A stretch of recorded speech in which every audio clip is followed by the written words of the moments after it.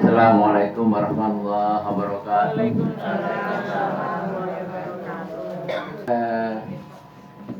Ini tentang apa ya? Rukun dalam sunnah. Rukun dalam sunnah. Pelajarannya rukun dalam sunnah. Ya.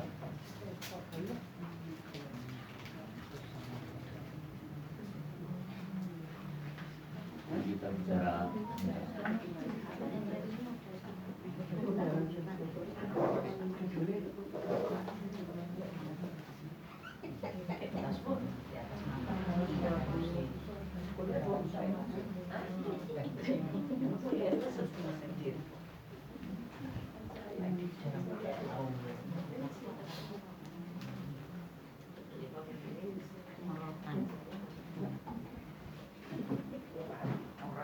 pikir apa pikir? Katanya butuh buku, dalil, syari, tata cara dalam beribadah yang diatur oleh agama Islam itu yang pikir, ya pikir. Saya akan cerita sedikit pengalaman umroh, ya pikir dalam umroh. Ya. Umroh ini hukumnya apa? Sunnah.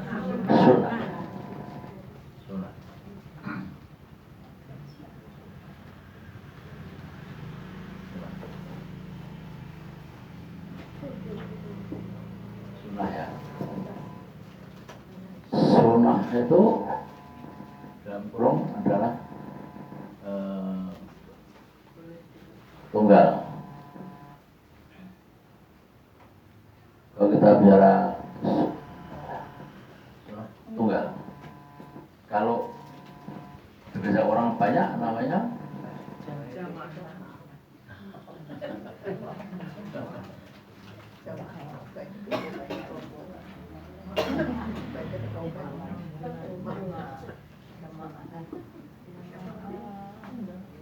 sunan.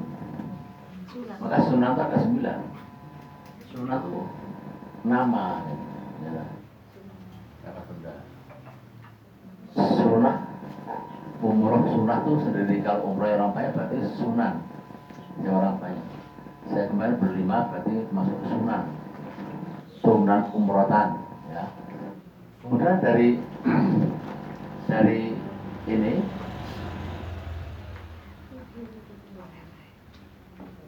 muncullah yang disebut dengan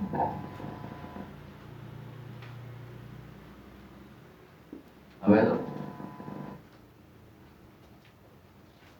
Baik sunnah maupun sunnah muncul namanya rukun. Apa rukun? Rukun apa rukun? Rukun itu rukun itu tiang, artinya ya tiang penyangga.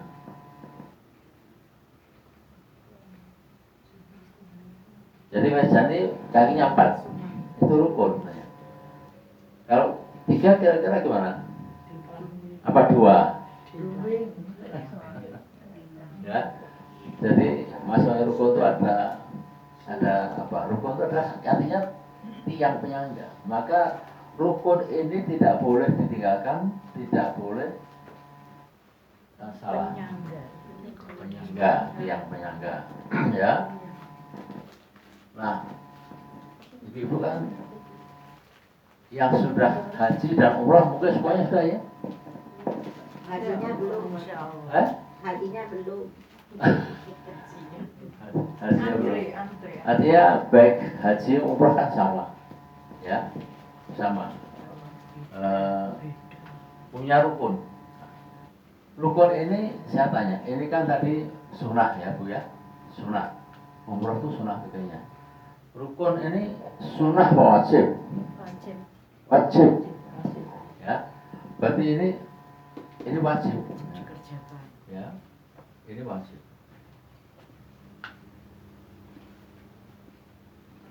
Wajib saja. Jadi biarpun ini sunnah, ibadah sunnah, kalau dikerjakan tidak sesuai rukun maka batal, nggak sah, ya, bilangnya nggak sah. Kemarin yang terakhir umroh tuh Bu Riz ya, sama Bu Ari ya, terus Bu Dewi ya. Nah, ini sedikit pelajaran fikih masalah umroh. Kita belum selesai ya. Nah, rukun. Ada tahu rukunnya umrah ada berapa? Rukunnya. Tiga.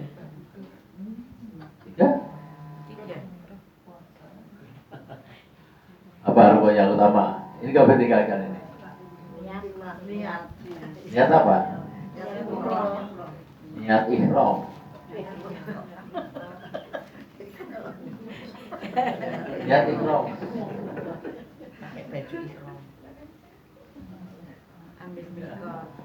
Kemudian yang kedua, tawaf. Ini aku nggak boleh tinggalkan. Nomor 3, nomor 4, talur. Yang 5, bingung sih. Kok belum jawab? Talur yang 4, yang 5 apa? Halan. Apa Bu Dewi yang barusan umroh? Shopping katanya dah. Tawaf pada Tertib. Nggak boleh dipindah-pindah. Saya dulu nggak boleh. Tahu dulu apa nggak boleh. Ini harus tertib. Ya, ini yang disebut dengan wajib. Nah, yang pamitan itu wajib nggak, Ustaz? Nah, yang 6 ini ifadah. wadah pamitan. Ini sunnah, ya, sunnah. Jadi sunnah, boleh kerjakan, boleh enggak. Nanti yang mau umroh siapa nanti. Ya. Nah, dari sini kita akan melihat bahwa ada satu yang sering dilanggar oleh travel hero yang nggak paham ya.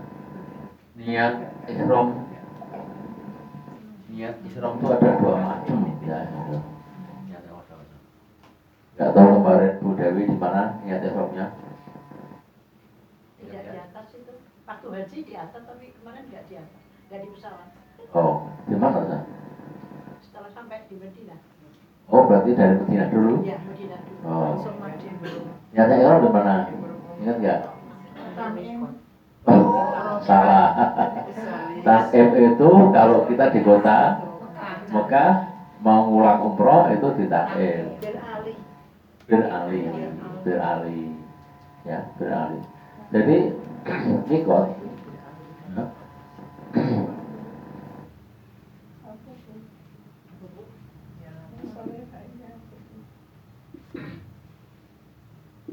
Mikot. Ini sangat bergantung dengan 2 hal.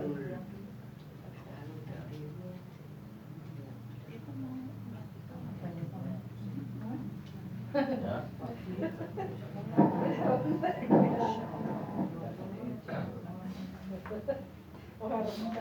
Tes 1, 2. Tes 1.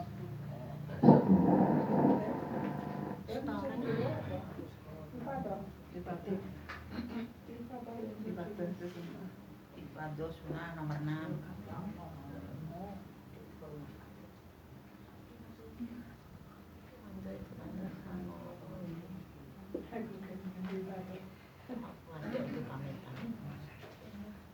Dua hal ini menentukan sah tidaknya ihram niat kita. Kalau Indonesia naik pesawat, kemudian nanti ketemu di daerah namanya Yalamlam. Itu kita bisa niat ihram di pesawat. dengan baju mungkin dari skor atau soal baju ihram. Nah, niatnya nanti di Arafah. Atau MUI mengatakan boleh niat ihram itu di Jeddah, di airport Jeddah. Turun mandi, niat mandi ihram, kemudian sholat 2 rakaat niat ihram, baru mau menuju. Jadi ya Yamani Makani. Yamani itu bicara apa tuh? Waktu. Kalau makan itu tempat. Nah ini yang sering disalahgunakan oleh travel bureau. Kalau tak paham pegangnya itu harus paham.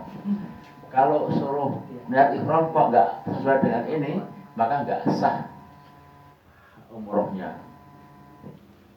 Yaman itu menunjuk waktu. Waktunya kapan? Ketika mau niat ihram, ya. Kalau hasil berarti tanggal berapa? 12 bisa itu kita waktu masuk. Kalau belum waktunya kita nggak bisa niat. Waktu menentukan. Kemis Jumatan bisa nggak? Sholat Jumatan dari Kemis. Nggak bisa. Apa namanya? Namanya kemisan. Kemisan kalau Jumatnya dipakai. Makan itu menunjuk tempat, lokasi. Ya tadi kalau dari dia Budawi di Madinah dulu, berarti dia niat ihramnya harus di Bir Ali. Setelah umroh di Mekah, kemudian selesaikan ini Budawi, kemudian masuk ke hotel, selesai di hari 2 lagi akan umroh. Maka niat umrohnya sesuai ini ada di Taim. Ya. Jadi banyak tempat-tempat yang apa sih itu mikot itu apa tuh? Mikot ini apa? Mikot itu apa? Mikot. Niat. Kira-kira mau mulai. Mikot itu adalah tempat batas yang ditentukan secara syar'i oleh ulama Mekah, ya. Tempat yang disepakati oleh dalil-dalil syar'i ulama Mekah, batas wilayah antara tanah haram dan tanah tidak haram. Jadi kalau kita mau dari airport itu Jeddah mau ke Mekah, maka kita berhenti dulu di Masjid Siti Aisyah atau Taim. Di situ kita niat ihram. Taim, ya, atau di jalan Ramadan itu atau di bandara. Jadi mikot adalah batas. Menentukan ini Bu. Kenapa? Batas ini menentukan sekali batas tempat ini. Kalau Ibu salat 2 rakaat sunnah ihram di situ atau sholat duha di situ atau sholat wajib di situ, maka Ibu sudah dapat 100.000 pahala di Baitullah sama. Tapi kalau sebelumnya Taim, maka pahalanya biasa. Ya. Sebelum Bir Ali, Budawi sholat biasa pahalanya. Tapi kalau sudah Bir Ali, sudah dihitung 100.000 pahala. Itu yang disebut dengan mikot. Nah ini ya. Jadi kadang karena travel memudahkan, akhirnya udah di atas bawah sebelum jalan udah lihat semua itu agak sah.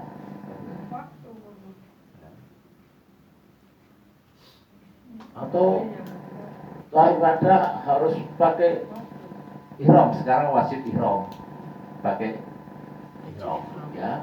Karena yang boleh di pelataran Ka'bah itu hanya orang-orang yang pakai ihram. Kalau pakai biasa dulu boleh, sekarang nggak boleh.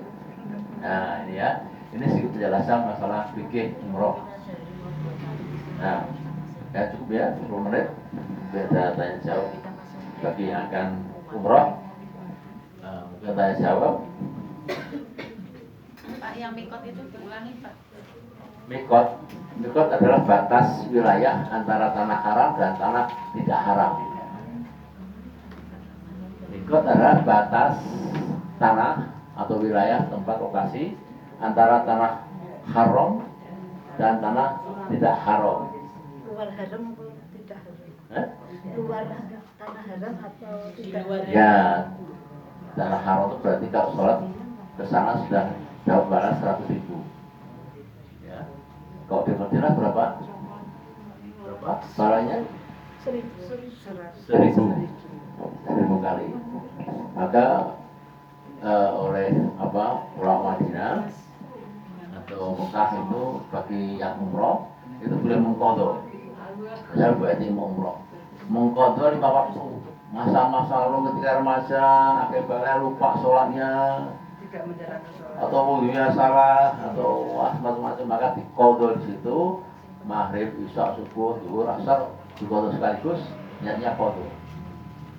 Maka akan diganti 100.000 kali. Cukup untuk mengganti seumur hidup. Banyak kan 100.000 kali itu? Kalau di Mekah, di Madinah 1.000 kali. Untuk siapa yang mau umroh, boleh ngajak saya mutawin. Tanya Ustaz, itu untuk ibadahnya, sholat ibadahnya itu pakai ihram kemudian atau haruskah ambil mikot atau? Iya, mikot lagi. Mikot lagi. Kalau ibu udah di hotel ya di Taim dekat. Hanya 5 kilo dari Baitullah.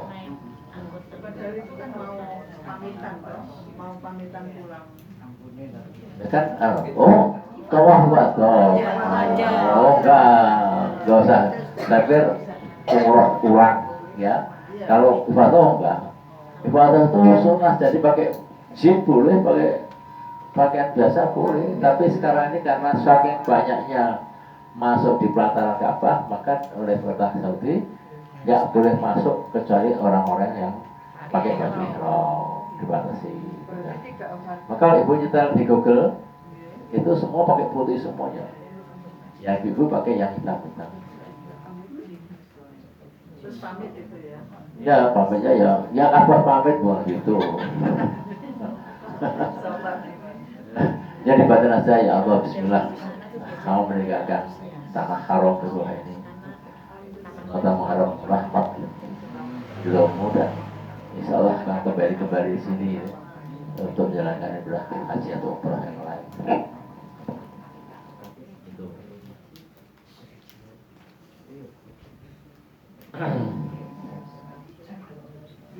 Ya atas doa ibu semua, istri saya ini yang misalnya tertatih ternyata saya luar jangan sampai naik busnya tinggi-tinggi lima itu tangganya itu ya kuat ya alhamdulillah.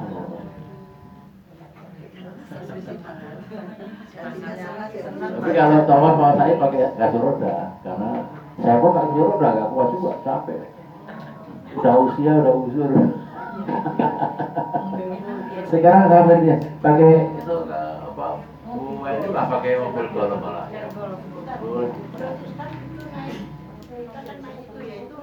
Pahalanya dibanding dengan jalan tuh berapa? Dapat pahala apa enggak? Sama, pahalanya sama. Nyaman enggak di atas nyaman? Nyaman, tapi uangnya kan harus keluar berapa rial. Iya, dari per orang. Biaya orang 900.000. Satu kelompok. Iya, ya, mesinnya kan 8 ini. Ya. Satu orang jatuhnya 900.000 Vespa. Berapa rial ya? Berapa rial itu? Sekitar 200 supir. 200 ya. Ya, 200 rial. 200 ya. Ya nyaman sekarang. Iya. Saya pertama ya tawaf sa'i di lantai 2 karena di kapal udah penuh gitu. Nah, itu. Tapi yang kedua yang tawaf ke atas saya pakai kursi roda. Capek gitu. Ya sama. Itu pertanyaan Bu Dewi sama dengan Ustaz. Saya ke masjid tiap hari pakai motor mobil, pakai sama dengan jalan. Sama. Karena yang satu tanpa biaya tenaga, yang satu keluar biaya juga hitungnya sama. Sedekah. Bensinnya berapa? Macam-macam. Ya. Kok mahal sekali? Pakai kursi roda itu ongkosnya 1.700.000 sampai dengan tawaf sa'i. Oh, tawaf dan sa'i. Iya. 2 200 kali tawaf 200 sa'i berarti 400 real ya. 400 kali berapa sekarang 450 4.500 ya 1,2 ya itu ya. Kalau yang sudah sepuh-sepuh siap uang karena kalau jalan kan Ya, betul. harus siap bekal yang banyak memang kalau gitu. Real yang banyak. Sekarang tenaga yang Oh, Pak yang mau kok mereka orang Indonesia. Ya.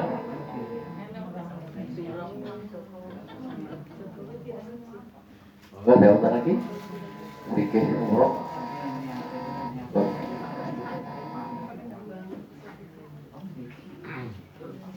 Jadi sama dengan orang mewajibkan diri sesuatu, misalnya Bu Riz,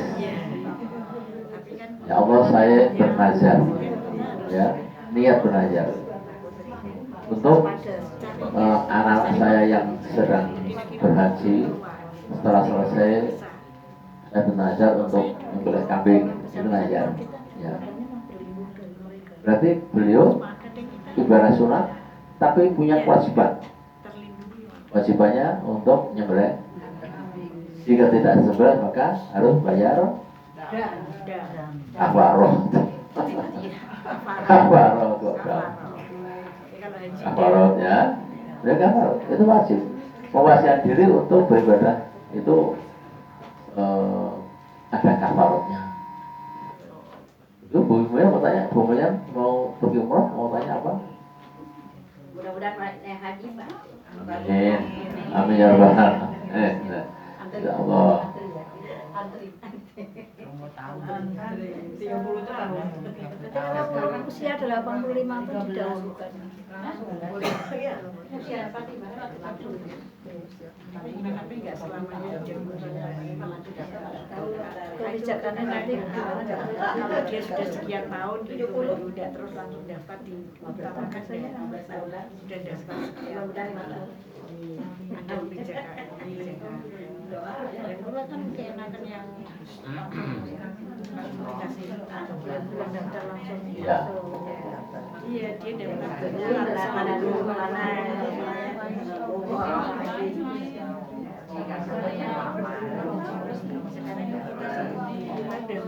Barangkali cukup ya, ada banyak lagi. Pada yang barangkali sudah jelas tentang fikih umroh atau rukun dalam umroh dalam sunnah, maka mari sama kita. Tapi sebelum saya minta maaf dan saya terima kasih ya pada ibu semuanya. Sebelum saya berangkat dikirimi sarung, baju, kopiah. Sarungnya pas, bajunya pas, kopiahnya robok.